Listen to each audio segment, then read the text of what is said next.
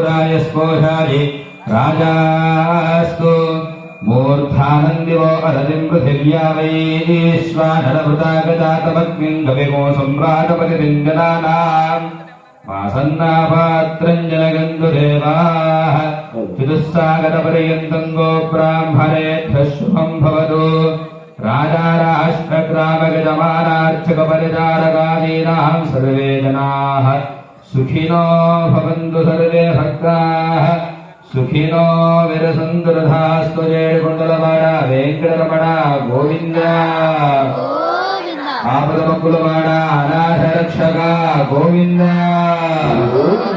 वड्डीकासुलवाड Venkataramana Govind